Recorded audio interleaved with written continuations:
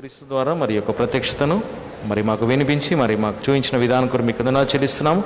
మీ యొక్క సంకల్పము మరి మీ యొక్క ప్రణాళిక అంతా కూడా మరి సంఘానికి దాచిపెట్టకుండా అన్నీ కూడా బయలుపరిచినందుకు మీకు వందనాలు చెల్లిస్తున్నాం. ఈ సాయంకాలం మరి సంఘంగా మరి మేము కూడి బైబిల్ పఠనం చేస్తుండగా ఇప్పుడు మరి మీ యొక్క కార్యం జరిగించండి. ఇప్పుడు మరి మా యొక్క జీవితాలలో మీ యొక్క వాక్యం యొక్క లోతైన విషయాలు మేము గ్రహించి దాన్ని తెలుసుకొని మా జీవితాలలో మరి మీ యొక్క వాక్యాన్ని మరి సరైన విధంగా గమనించి ముందుకు సాగుటకు కృప చూపించి నడిపించమని ప్రార్థిస్తూ సమయాన్ని మీకు అసలు చెప్పుకుంటూ మా బ్రహ్మరక్షుడైన యేసుక్రీస్తు నామమున ప్రార్థిస్తున్నాం తండ్రి. సో ఇక్కడ మనం ప్రత్యక్షత గ్రంథంలో మరి 17th చాప్టర్లో మనం ఉన్నాం. ఇక్కడ the mystery of the Babylon, మరి బబులోని యొక్క మర్మము మనం పోయినసారి చూసినాం. తర్వాత మాన్స్టర్ యొక్క విషయం మనం చూసినామంటే ఏ విధంగా మరి ఇక్కడ ఆ మృగము mystery of the monster and mystery of the Babylons పోయిన వారం మనం చూసుకున్నాము. సో ఈ దినము మరి ఆ యొక్క బబులోని యొక్క పతనము. సో ఒక 3 పాయింట్స్ మనం చూసినాం. బాబిలోన్ అంటే మరి మనం నేర్చుకున్నాము, బాబిలోన్ అనగా మరి 3 విధాలుగా మనం చూసినాము. ఒకటేమో రిలీజియస్ వే సిస్టమ్, ఇది ఒక సిస్టమ్, రిలీజియస్ సిస్టమ్ని చూసినాము. తర్వాత పొలిటికల్ సిస్టమ్, తర్వాత economical system.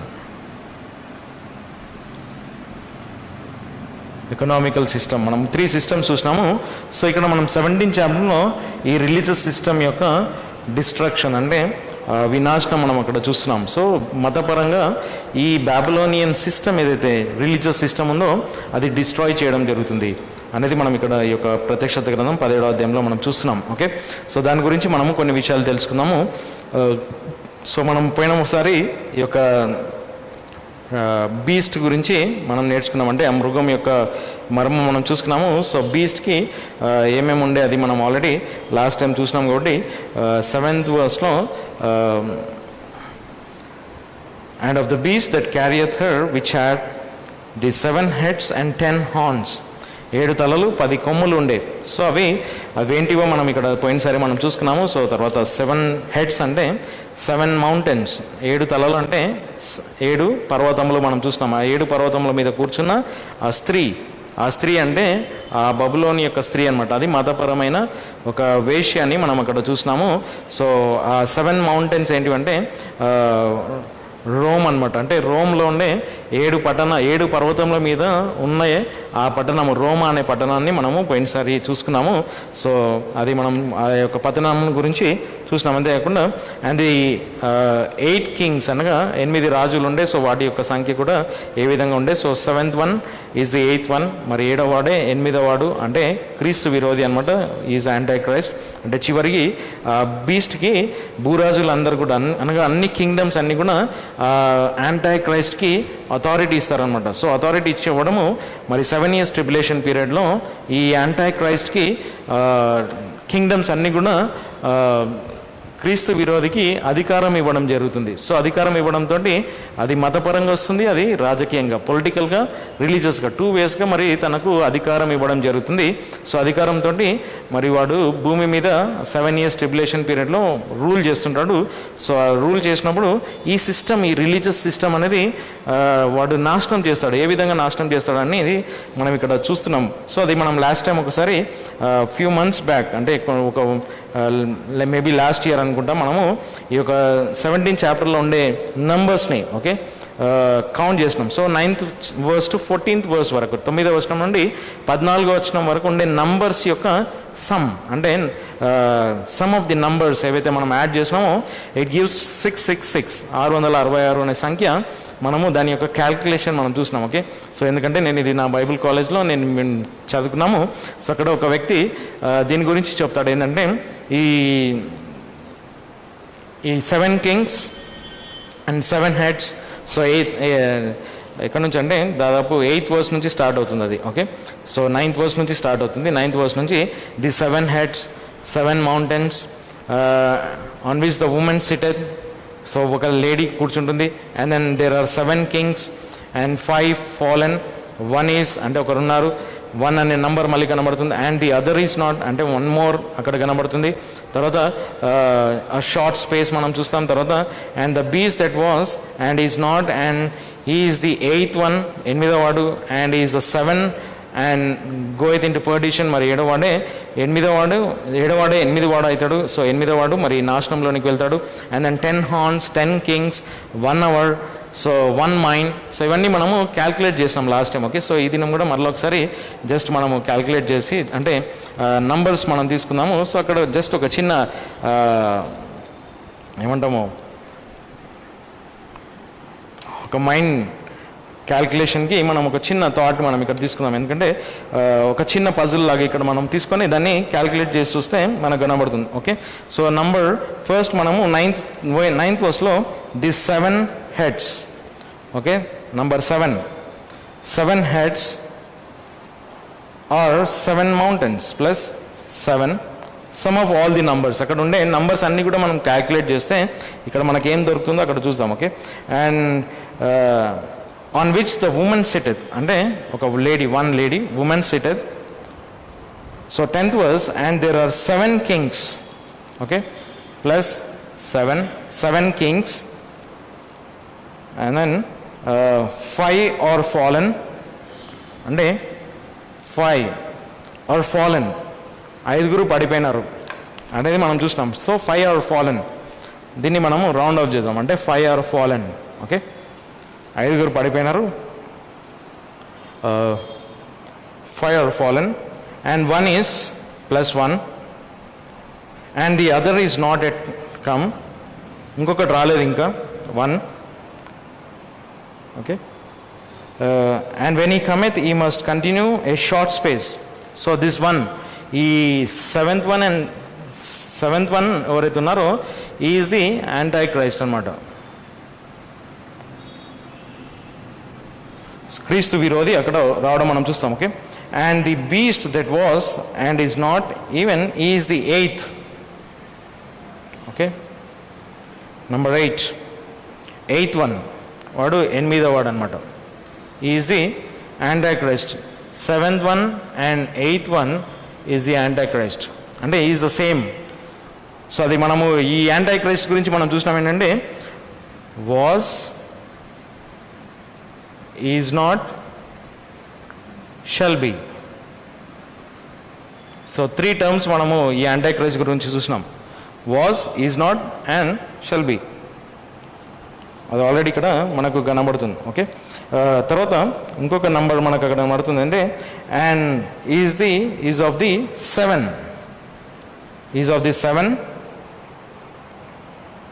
and then and goeth into perdition. Number 12 and the 10 horns. Okay, 10 horns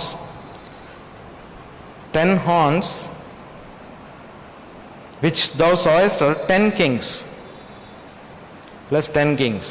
Okay, number 10 kings which have received no kingdom as yet but receive power as the kings 1 hour. Okay, 1 hour and then with the beast and they have one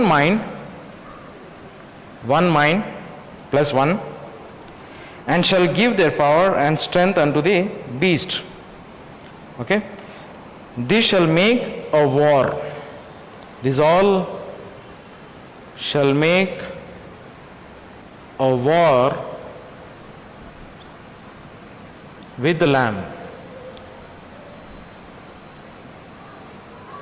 okay, so ఇప్పుడు మనము దీన్ని ఇవన్నీ some of numbers అక్కడ కనిపించే numbers అన్ని కూడా add చేద్దాం. Okay, 7 + 7 + 1 + 7 5 + 1 1 8 8 + 7 7 + 10 + 10 + 1 + 1 66.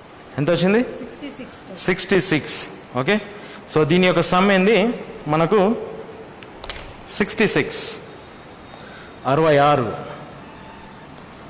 66. వీళ్ళందరూ కూడా ఈ నంబర్ 66 అనే నంబర్ ఏదైతుందో shall make a war. War అనే నంబర్కి, వార్ అనే దానికి ఒక నంబర్ ఉంది బైబిల్లో. ఓకే, సో వార్ అనే దానికి నంబర్ ఏంటంటే 600. సో ఇవి 3 యాడ్ చేస్తే ఇవి 2 యాడ్ చేస్తే ఎంత వస్తుంది మనకు? 6 6 6 వర్సెస్ ల్యామ్ అనేది మనం చూస్తాం.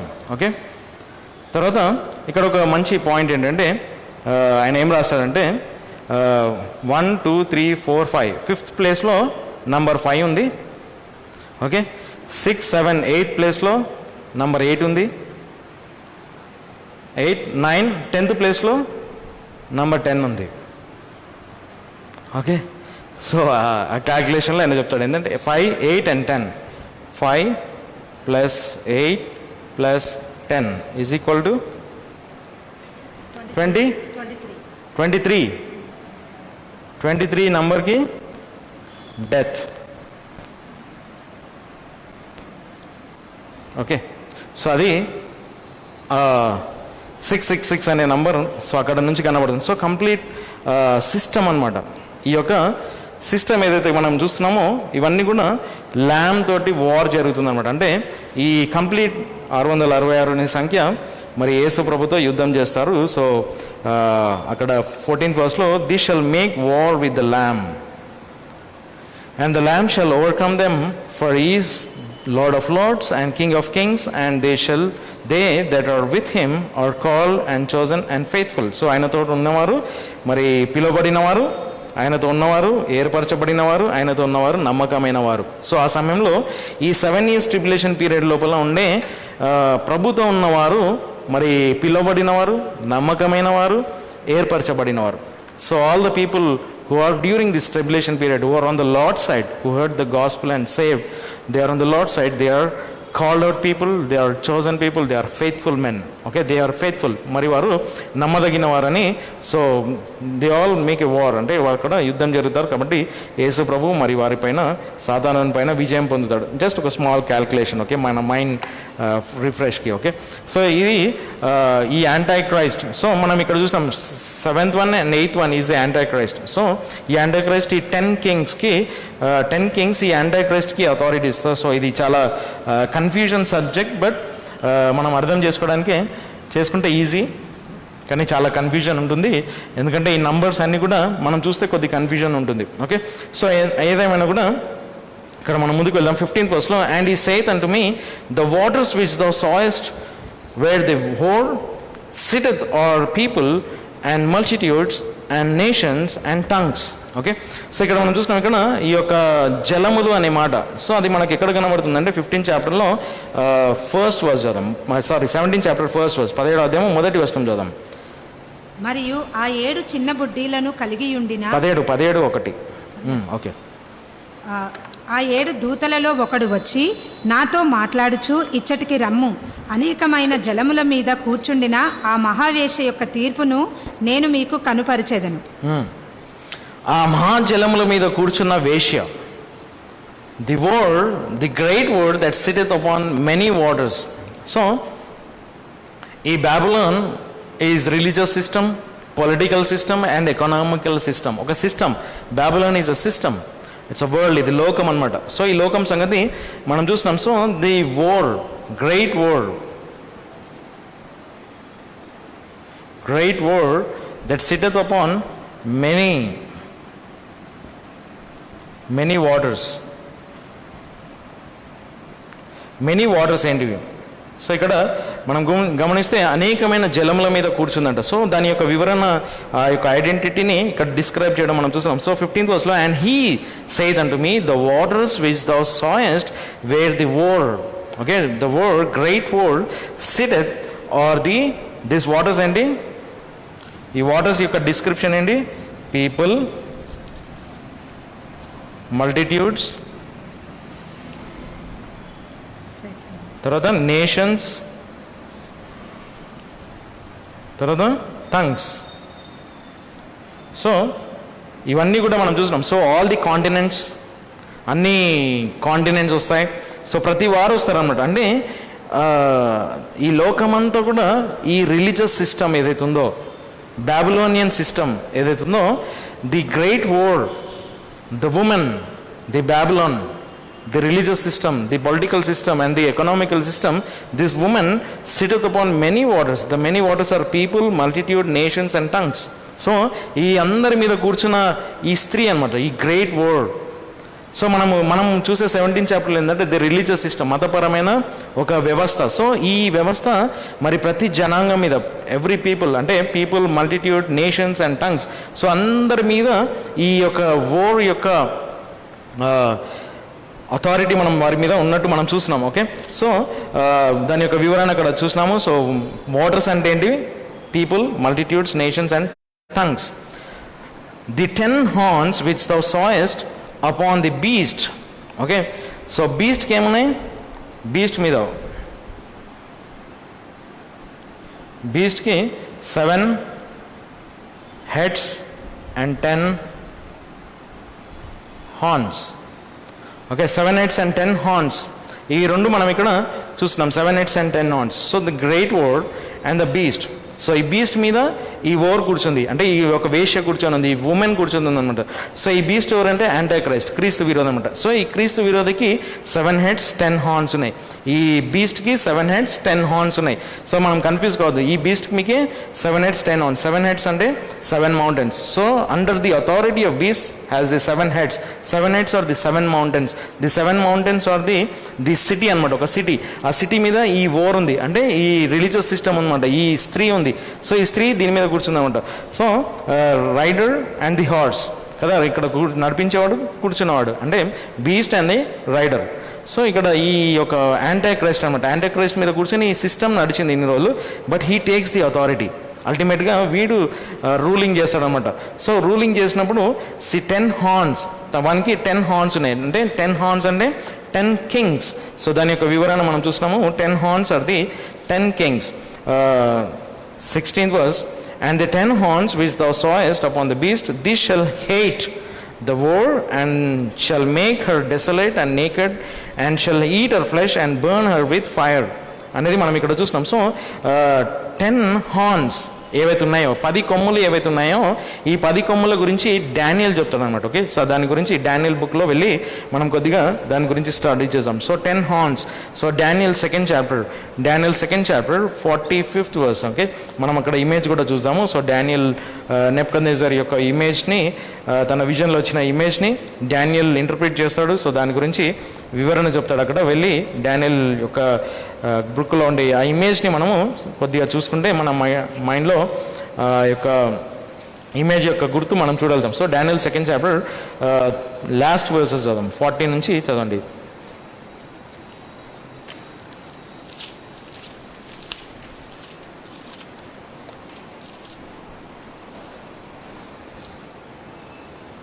ఓకే, సో 35th నుంచి 31 నుంచి చదివితే సో కంప్లీట్ ఇమేజ్ యొక్క డిస్క్రిప్షన్ మనకు కనబడుతుంది. ఓకే, సో ఏదైతే మనం ఇమేజ్ అక్కడ చూస్తున్నామో, ఓకే, సో ఇమేజ్ మన స్క్రీన్ మీద ఏదైతే కనబడుతుందో ఆ ఇమేజ్ యొక్క డిస్క్రిప్షన్ అంతా కూడా 31st verse నుండి 45th verse వరకు మనకు కనబడుతుంది. కాబట్టి అంత డిస్క్రిప్షన్ మనం చదవలేము, సో మన టైం కన్జ్యూమ్ అవుతుంది. కాబట్టి 40 నుంచి చదవండి, 40 verse 40. అటు తరువాత 4వ రాజ్యము ఇనుము వలె బలముగా ఉండును. ఎంత మట్టుకైతే ఇనుము సమస్తమైన వాటిని తుత్తునియలుగా పగులగొట్టి లోపరచుకొనునో, మరియు ఇనుము వీటన్నిటినీ పగులగొట్టునట్లు అది ముక్కలుగా పగులగొట్టి చితుకగొట్టును. ఇంకా కంటిన్యూ. మరియు ఒక భాగము కుండలు చేయు జిగట మట్టివియు, ఒక భాగము ఇనుపదియునైన పాదములను, పాదపు వ్రేళ్లను తాము చూచినట్లు ఆ రాజ్యము విభజింపబడును. అయితే ఇనుము జిగట మట్టి బురదతో కలుపబడినది, తమరు చూచినట్లుగా దానిలో ఇనుము వంటి బలము ఉండును. మరియు పాదపు వ్రేళ్ళు ఒక భాగము ఇనుమును, ఒక భాగము జిగటమటియు ఉండినట్లుగానే ఆ రాజ్యము ఒక భాగమంత బలముగాను, ఒక భాగమంత విరిగిపోయినదిగాను ఉండును.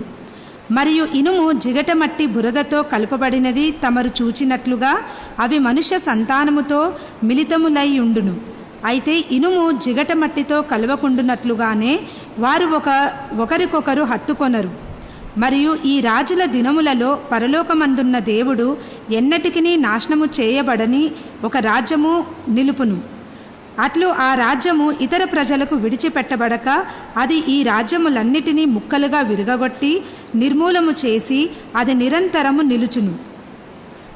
చేతుల సహాయము లేక పర్వతము నుండి ఆ రాయి తొలచబడినట్లును ఇనుమును ఇత్తడిని జిగటమట్టిని వెండిని మరియు బంగారమును అది ముక్కలుగా పగలగొట్టినట్లును తమరు చూచిన దాని మట్టుకైతే ఆ గొప్ప దేవుడు ఇక ముందు ఏమి జరుగునో రాజునకు తెలియజేసి ఉన్నాడు. చాలా ఇక్కడ మనం చూసినాం, ఆ రాజుకు తెలియజేసినాడంట. తనకి ఈ యొక్క ప్రతిమ తనకు కనిపించింది, దాని యొక్క భావం తెలియలేదు కాబట్టి దానియేలు దాని యొక్క భావంను తెలియజేసినాడు. సో అది తల ఏంటిదంటే బాబిలోన్, మరి ఇక్కడ ఛాతి బ్రెస్ట్ ఏదైతే ఉందో అది పర్షియా, మీడో పర్షియా, తర్వాత గ్రీస్, తర్వాత రోమ్, తర్వాత డివైడెడ్ నేషన్స్ అనేది మనం చూసినాం. తర్వాత ఈ 10 toes ఏదైతే పాదములకు కాళ్ళు 2గా ఉంటున్నాయి, మనం ఐరన్ అండ్ క్లే తోటి అంటే ఇనుము తర్వాత జిగట మంటితోటి చేయబడిన కాళ్ళు ఉన్నాయి. అంటే ఈ రోమన్ ఎంపైర్ అనమాట. సో రోమన్ ఎంపైర్ డివైడ్ అయిపోయింది. సో దాని యొక్క డివిజన్ మనము చూస్తున్నాం. సో ఆ డివిజన్ అయిన తర్వాత ఆ రోమన్ ఎంపైర్ అనే సిస్టమ్ వల్ల మనకు 10 toes కనబడతాయి, పాదములకు ఉండే 10 వ్రేళ్ళు కనబడతాయి. సో 10 వ్రేళ్ళు ఏంటంటే యునైటెడ్ కింగ్డమ్స్ అనమాట, అన్నీ కూడా UN క్రిందికి వచ్చే రాజ్యాలు అనమాట. సో ఆ రాజ్యాల గురించి మరి దానియేలు కూడా ఒక మాట చెప్తాడు. దానియేలు గ్రంథం 7వ అధ్యాయంకి వెళ్దాం. సో డానియల్ 7 chapter verse 20, 20వ వచనంకి వెళ్దాం. మరియు దాని తలలో ఉండిన ఆ 10 కొమ్ముల గూర్చి and of the 10 horns that were in his head. So ఆ హెడ్ ఎవరి మీద ఉంది? బీస్ట్ యొక్క హెడ్ మీద ఉండే 10 horns, 10 కొమ్ములు ఏంటివి ఇక్కడ చూద్దాం. ఓకే. ఆ పైకి వచ్చిన వాటి ఎదుట సాగిలపడిన 3 గూర్చియు, అనగా కన్నులు కలిగి బహు గొప్ప సంగతులను పలికిన నోరు కలిగియుండిన ఆ కొమ్మును గూర్చి నేను విచారించి తిని, దాని రూపము దాని తోటి వాటి కంటే ఎక్కువ మందముగా ఉండెను. నేను వీక్షింపగా ఆ దినముల కంటే ప్రాచీనుడు వచ్చి ఆ మహోన్నతుని పరిశుద్ధులకు న్యాయము తీర్చుట ఇయ్యబడు వరకు అదే కొమ్ము పరిశుద్ధులతో యుద్ధము చేసి. సో ఆ కొమ్ము ఒక ప్రత్యేకమైన ఒక కొమ్ము బయటికి కనబడుతుందంట. అంటే ఇక్కడ మనం చూసినాం, I beheld the same on made war with the saints. So on ఎవరు? బీస్ట్ అనమాట, యాంటై క్రైస్ట్ అనమాట, క్రీస్తు విరోధి. సో ఈ 10 nations పాదములు ఏవైతే కనబడుతున్నాయో పాదముల యొక్క పీరియడ్ అనమాట. అంటే ఆ ఫీట్ యొక్క పీరియడ్ ఏంటంటే మనం ఇప్పుడున్న పీరియడ్ అనమాట. ఈ పీరియడ్ లోపల ఒక హార్న్ బయటకు వస్తుంది, ఒక కొమ్ము బయటకు వస్తుందంట. ఆ కొమ్ము ఏంటిదంటే క్రీస్తు విరోధి అనమాట. ఆ క్రీస్తు విరోధి బయటికి వచ్చినాడు. సో అతని గురించి మాట్లాడుతున్నాడు. ఏంటంటే 7th verse 21లో and I beheld the same horn, ఒక కొమ్ము బయటకు వచ్చిందంట, made war with the saints and prevailed against them. So మరి అక్కడ వారితో జయించినాడంట, వారిని ఓడించినాడు అనేది మనం ఇక్కడ చూస్తాం. తర్వాత 22nd verse until the ancient of days. So ఈ చాప్టర్లో మనం దాదాపు ఒక 3 times మనం చూస్తాం. 7th chapterలో ఏన్షియంట్ ఆఫ్ డేస్, ప్రాచీన దినములు. సో ఏన్షియంట్ ఆఫ్ డేస్ ఎవరంటే దేవుడు అనమాట, God. So ancient of days అంటే మనం మర్చిపోద్దు, అది దేవునికి అంటే దేవుడు అన్నమాట ఏన్షియంట్ ఆఫ్ డేస్ అంటే. And the ancient of days come and judgement was given to the saints of the most high and the time came that the saints possess the kingdom.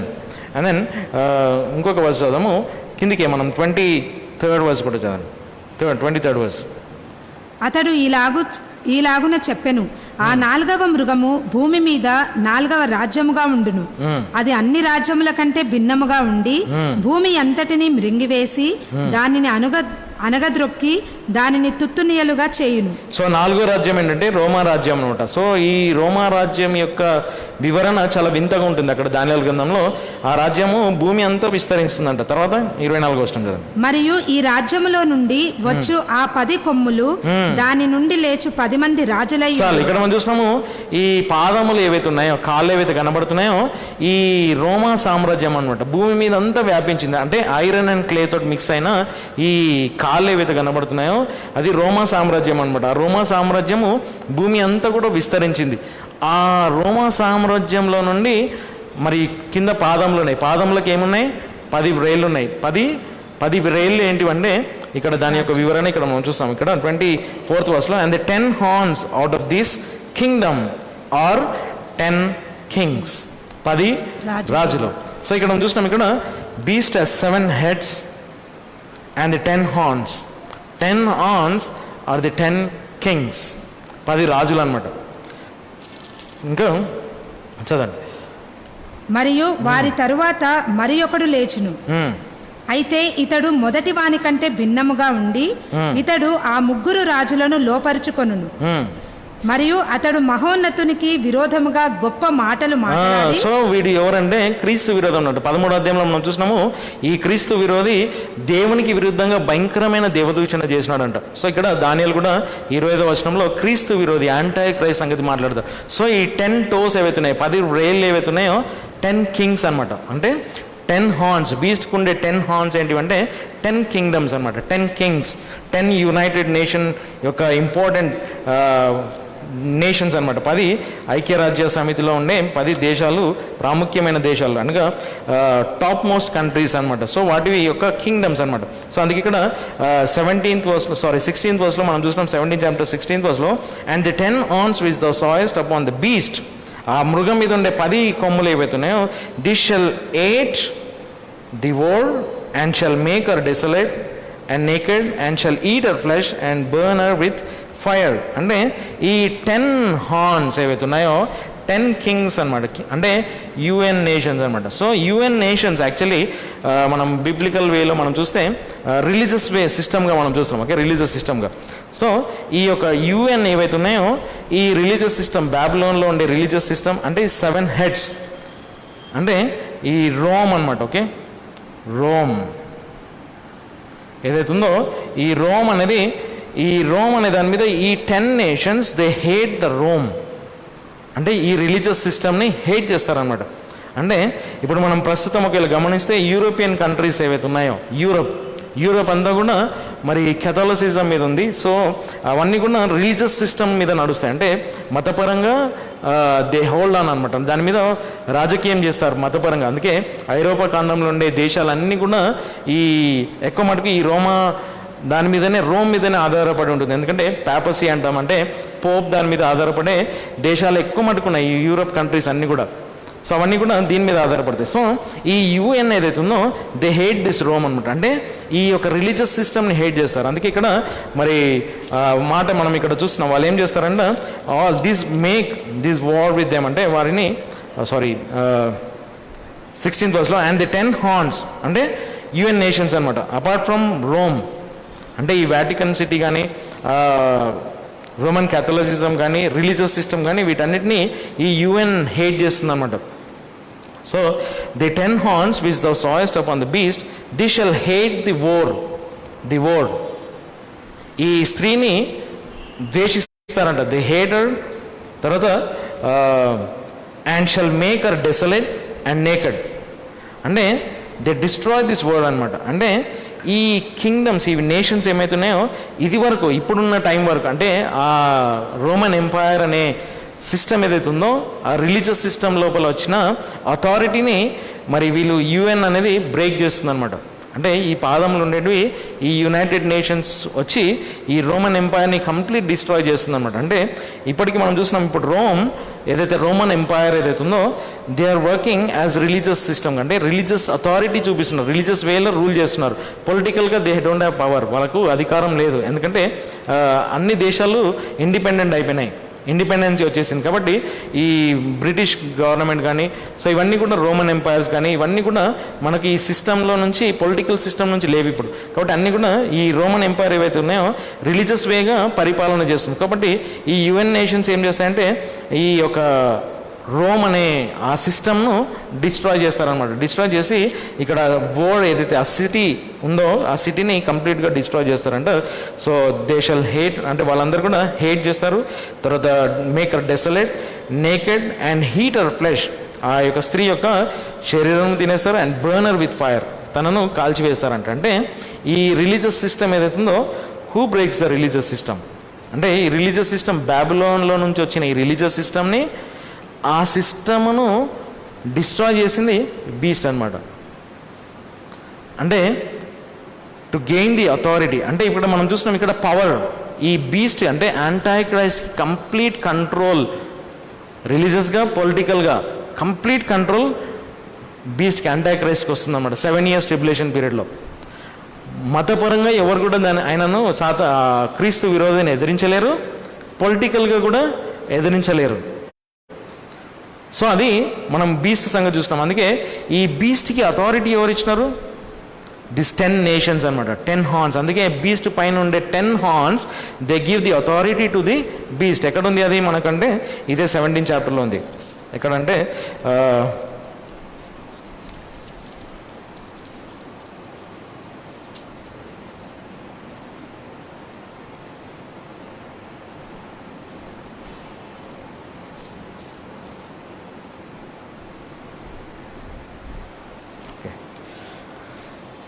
So 7th verse నుంచి చదవండి, వెతుకుదాం.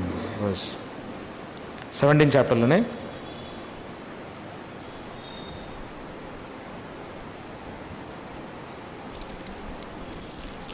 ఒక నిమిషం.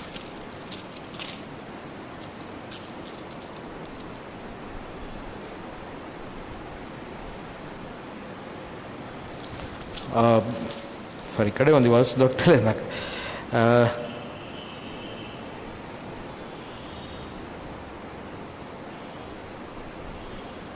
12th verse. Okay, yeah 12th verse, sorry.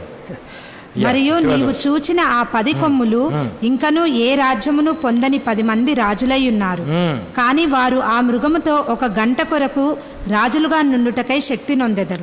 So ఇక్కడ మనం చూస్తున్నాం, and the 10 horns which thou sawest are 10 kings. Okay, 10 horns are 10 kings, అంటే 10 nations అనమాట. So 10 nations ఏం చేస్తారంటే, which thou sawest are 10 kings which have received no kingdom as yet but receive power as king 1 hour with the beast. So ఆ beast తోటి వాళ్ళకి power ఇస్తుంది. And 13th verse, these have 1 mind. ఈ 10 నేషన్స్కి 1 mind వస్తుంది. 1 mind వచ్చి ఏం చేస్తుందంట, and shall give there power and strength an to the beast. Okay, this 10 nations gives the power and the strength to the beast. ఈ 10 రాజ్యాలు ఏవైతే ఉన్నాయో, ఈ 10 నేషన్స్ అంటే ఈ పాదములకు ఉండే 10 వ్రేళ్ళు ఏవైతే ఉన్నాయో, ఈ 10 వ్రేళ్ళు ఆ ఒక్క కొమ్ము ఏదైతే బయటకు వచ్చిందో, డానియేల్ గ్రంథం 7వ అధ్యాయంలో మనం చూసినాం కదా, ఒక హార్న్ పైకి వచ్చిందో, ఆ హార్న్కి ఈ 10 కింగ్స్ అంటే ఈ యునైటెడ్ నేషన్స్ ఏం చేస్తాయంటే ఈ బీస్ట్కి అథారిటీ ఇస్తారన్నమాట డ్యూరింగ్ ట్రిబులేషన్ పీరియడ్లో.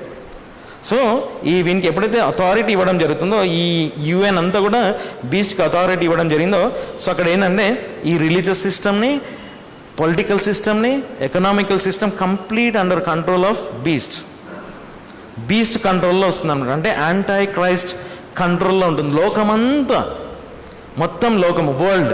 బాబిలోన్ అంటే వరల్డ్, బాబిలోన్ అంటే religious system, political system and economical system. So ఈ 3 సిస్టమ్స్ని బాబిలోన్ ఏదైతే ఉందో దాన్ని యాంటై క్రైస్ట్ తీసుకుంటాడు అనమాట, అథారిటీ వానికి ఇవ్వడం జరుగుతుంది. So he will rule the world అనమాట. ఆ టైంలో 7 years ట్రిబులేషన్ పీరియడ్లో వాడు రూల్ చేస్తాడు. రూల్ చేసి అక్కడ ఏం జరుగుతుందంటే, ఈ 10 కింగ్స్ ఎవరైతే ఉన్నారో the hate the women. Women అంటే ఈ రిలీజియస్ సిస్టమ్ను వాళ్ళు డిస్ట్రాయ్ చేస్తారు వాళ్ళు. సో ఈ యాంటై క్రైస్టే ఆ రిలీజియస్ సిస్టమ్ని డిస్ట్రాయ్ చేస్తాడు. ఎందుకంటే ఈ wants to become the king, వాడు కింగ్ కావాలి అంటే అక్కడ ఉండే వారిని వీడే నాశనం చేయాలని వాని యొక్క ప్లాన్ అనమాట. సో అందుకే ఇక్కడ 17th verse, and God had put in their hearts in this 10 UN nations లోపల దేవుడు అంట వాళ్ళ హృదయాలలో పెట్టినాడంట. God had put in their hearts to fulfil his will and to agree and give their kingdom unto the beast. ఎందుకంటే దేవుడు వారి మనసులలో ఏం పెట్టినాడంటే 17వ వచనం, తన చిత్తమును నెరవేర్చుటకు దేవుడు వారి హృదయములలో ఉంచెను. వాళ్ళ హృదయంలో ఉంచినాడంటే, ఎవరి హృదయాలలో? ఈ 10 రాజుల యొక్క హృదయంలో. అంటే ఈ ఫీట్కి ఉండే 10 toesకి ఒక హృదయంలో దేవుడు వారికి ఒక దేవుని యొక్క చిత్తాన్ని కలుగజేసినాడు. ఏంటంటే ఈ మృగానికి అథారిటీ ఇవ్వడానికే. అక్కడ దేవుడు ఎందుకు మరి మృగానికి అథారిటీ ఇచ్చినాడంటే టు డిస్ట్రాయ్ హిమ్. వానికి ఏదైతే అథారిటీ తీసుకుంటున్నాడో అథారిటీతోటే దేవుడు నాశనం చేస్తాడని మనం చూసినాం. And then 18th verse, and the woman which thou sawest is that great city. ఆ స్త్రీ ఎవరైతే ఉన్నారో ఈ స్త్రీ ఎవరైతే పట్టణము, ఒక గొప్ప పట్టణం అంటారు, which reigneth over the kings of the earth. So ఇది వరకు మనం చూసినాం ఈ యొక్క రోమన్ ఎంపైర్ ఏదైతుందో, ఈ రోమన్ ఎంపైర్ రిలీజియస్ సిస్టమ్ లోపల పరిపాలన చేస్తూ ఈ సిటీ ఏదైతుందో లోకమంతా భూరాజుల మీద ఇప్పటివరకు పరిపాలన చేసింది. అందుకే ఇక్కడ మనం చూస్తున్నాం, ఇక్కడ అమెరికా అంత పెద్ద కంట్రీ కూడా ఎక్కడికి వెళ్ళింది ఒకసారి మరి ఒక సజెషన్ తీసుకోవడానికి, లేకుంటే ఏమైనా చేయాలన్నా దేనికన్నా వెళ్ళాలంటే రోమ్కి వెళ్తారు. కొన్నిసార్లు వాళ్ళ యొక్క సజెషన్ తీసుకుంటారు.